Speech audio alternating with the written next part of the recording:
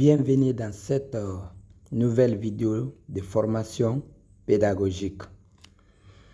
Voilà, dans cette vidéo d'aujourd'hui, le titre de notre leçon c'est les documents pédagogiques. Donc dans cette vidéo, nous allons voir les documents pédagogiques qu'un enseignant doit connaître avant d'aller faire un test, ou bien les documents pédagogiques qu'un enseignant qui est déjà en situation de classe doit avoir avec lui. Voilà, avant de passer au vif du sujet, je suis Monsieur Tamba, je suis enseignant aussi. Donc sur cette chaîne, j'essaie de partager les différentes formations que j'ai fait avec mon formateur. Voilà, si c'est la première fois que tu découvres mes vidéos, je t'invite à t'abonner et à activer la cloche de notification pour ne plus rater les prochaines vidéos que je vais publier sur cette chaîne. Voilà, sur cette chaîne, je partage différentes formations. Voilà, donc dans cette vidéo, comme je le disais, nous allons voir les documents pédagogiques. Avant de passer aux documents pédagogiques, c'est-à-dire avant de les citer, nous allons d'abord faire la différence entre le mot document et le mot pédagogique. Voilà, le mot document ici par définition, on dit que c'est un support contenant des informations sous forme écrite, visuelle ou numérique. C'est-à-dire le document pédagogique, il peut être utilisé pour transmettre, enregistrer ou organiser des connaissances. Donc, les exemples de documents pédagogiques, par exemple, un objet, on peut utiliser un objet comme un document pédagogique, un matériel, un support, une source, un fichier qui peut être écrit. Voilà, donc, par définition, c'est ça, la définition du document. Donc, le document, c'est un outil que le maître utilise dans le but de transmettre des connaissances. Maintenant, on vient avec le mot pédagogie. La pédagogie, c'est l'art et la science d'enseigner. Donc, cette pédagogie, elle regroupe toutes les méthodes, toutes les stratégies et les pratiques utilisées pour transmettre des connaissances et aider les apprenants à progresser. Donc, c'est la définition de la pédagogie, puisque c'est deux mots collés. Il y a document et il y a pédagogique. Le mot pédagogique, c'est un adjectif qui est tiré du mot pédagogie. Donc, ça veut dire que les documents pédagogiques, ce sont les outils que l'enseignant utilise avec des stratégies pour pouvoir transmettre la connaissance aux élèves. Donc, on passe maintenant.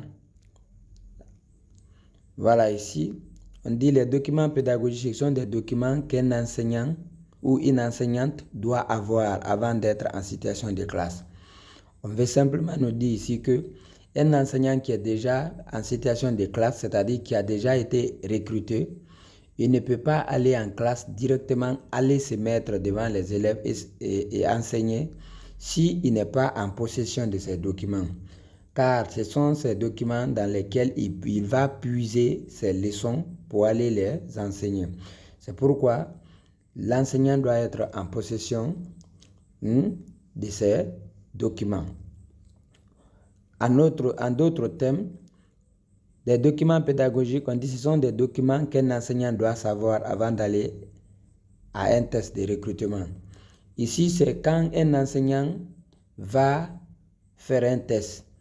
C'est-à-dire un enseignant veut aller faire un test. Il n'est pas enseignant, mais il veut se lancer dans l'enseignement. Avant d'aller faire un test, ce sont les documents qu'il doit d'abord connaître. Et pourquoi il doit les connaître? Parce que souvent, ce sont des sujets qu'on envoie lors des tests de recrutement.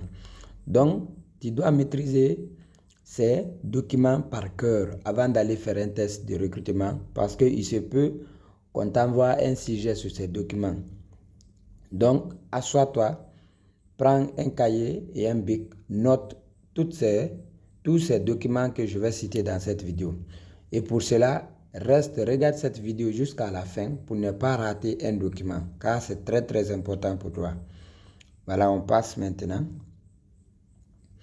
Voilà, Souvent, quand on va à des tests de recrutement, voici le sujet souvent qu'on donne aux enseignants sur la pédagogie.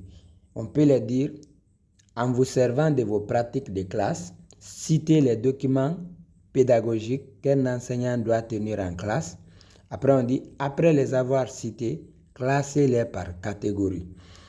Donc, ce sont les sujets souvent qu'on pose. Même moi qui suis là, mon premier jour au test de recrutement, c'est le sujet qu'on m'a posé. On m'a dit de citer les documents d'un enseignant, des documents pédagogiques d'un enseignant. Donc, vous voyez, c'est pourquoi j'ai décidé de partager cette leçon avec vous. Donc, si on te pose par exemple cette question, on te dit, en vous servant de vos pratiques de classe, citez les documents pédagogiques qu'un enseignant doit tenir en classe. Et après les avoir cités, classez-les par catégorie. Oui, ces documents sont catégorisés. Ces documents sont regroupés en deux groupes. Il y a les documents que le maître lui-même doit avoir dans son sac, c'est-à-dire avec les documents. Ces documents, ce sont les documents avec lesquels il va à l'école, il revient. C'est avec ces documents qu'il fait des préparations à la maison avant d'aller en classe. Par contre, autre catégorie de documents, ce sont ces documents qu'il affiche en classe. Voilà, donc nous allons voir ces deux groupes. J'ai tout fait dans la vidéo, donc suivons attentivement. Donc si on te dit de citer ces documents, le premier document, ou bien quand même c'est le premier document, souvent on commence, c'est la brochure programme. C'est le premier document qu'un enseignant doit d'abord mettre c'est-à-dire dans son cœur. Voilà, il doit savoir qu'un enseignant, je parle ici des enseignants de l'élémentaire, je ne parle pas du collège, hein. Voilà, je vais préciser. Donc, on a la brochure programme. Après la brochure programme, on a l'emploi du temps.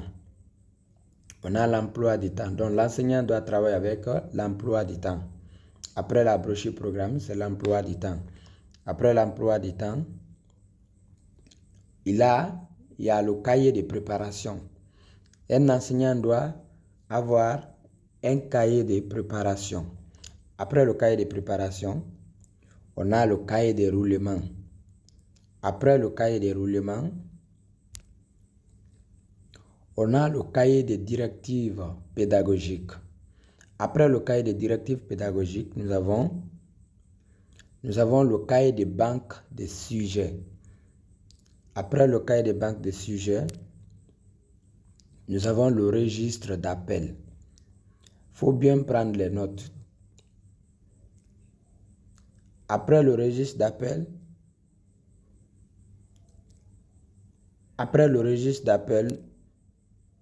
nous avons le cahier d'état d'avancement du programme. Nous avons le cahier d'état d'avancement du programme. Après le cahier d'état d'avancement du programme, nous avons le cahier des notes. Après le cahier des notes, tous les documents que je viens de citer, c'est-à-dire de la brochure programme jusqu'au cahier des notes, ce sont les documents qu'un enseignant doit avoir dans son sac. Maintenant, de 10 jusqu'à la fin, ce sont les documents que le maître doit afficher en classe. Et à la fin, reste très bien concentré jusqu'à la fin, parce qu'à la fin, j'ai essayé de catégoriser. J'ai mis dans des tableaux. J'ai mis ici les documents à afficher et les documents à apporter. Donc, on commence avec les documents à afficher. Les documents à afficher aussi, le maître doit encore faire un emploi. L'emploi qu'il utilise pour faire la préparation, il doit faire ce même emploi pour l'afficher aussi en classe. Après l'emploi, le maître doit faire un tableau des chants et des récitations et afficher aussi en classe. Après le tableau des chants et des récitations, le maître doit faire, ou bien la maîtresse, un tableau d'honneur. Après un tableau d'honneur, c'est le tableau de scolarité. Après un tableau de scolarité, c'est maintenant le tableau des âges. Après le tableau des âges, c'est le règlement intérieur de la classe ou bien de l'école. Après le règlement intérieur de la classe ou de l'école, il y a la liste nominative des élèves. Après la liste nominative des élèves, le maître doit également connaître ou avoir avec lui la répartition mensuelle du programme. Ça, c'est un document aussi très important que le maître doit élaborer. Après la répartition mensuelle du programme, le maître doit aussi élaborer un document qu'on appelle la liste de balayage dont il doit afficher en classe. Maintenant, tous ces documents que je viens de citer, je les ai cités comme si c'était de façon un peu mélangée. Mais ici, j'ai essayé de catégoriser maintenant. Tu vois en haut, j'ai écrit document du maître ou bien de la maîtresse. Ça, c'est des documents qui doivent être toujours du début de l'année jusqu'à la fin d'année. Ce sont les documents qui doivent être dans le sac du maître ou bien de la maîtresse. Avec ces documents, il vient à la maison. Avec ces documents, il va à l'école. Car c'est avec ces documents qu'il fait la préparation avant d'aller en classe. Et avec maintenant son cahier de préparation pour écrire les leçons au tableau. Donc ici, c'est catégorisé. Voici la première catégorie. Donc, c'est ce que j'ai cité ici comme ça.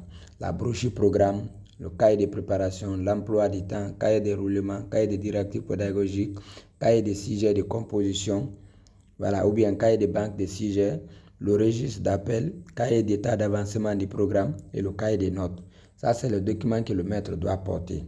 Après ça, on a la dernière catégorie. La dernière catégorie, c'est celle qui est là. Le maître doit maintenant afficher en classe l'emploi du temps, tableau d'honneur, le tableau de scolarité, le tableau des âges, le règlement intérieur de l'école ou bien de la classe, la liste nominative des élèves, la répartition mensuelle du programme et la liste de balayage. Voilà, voici les documents qu'un enseignant doit avoir avec lui lorsqu'il est en situation de classe. Et si tu n'es pas d'abord en situation de classe, mais que tu veux te lancer dans l'enseignement élémentaire, ma soeur, mon frère, cher monsieur, chère madame, voici les documents que tu dois connaître par cœur. Oui, ce sont les documents que tu dois connaître par cœur parce qu'il se peut qu'on te pose ces questions à un test de recrutement. Voilà, donc c'était tout pour la vidéo.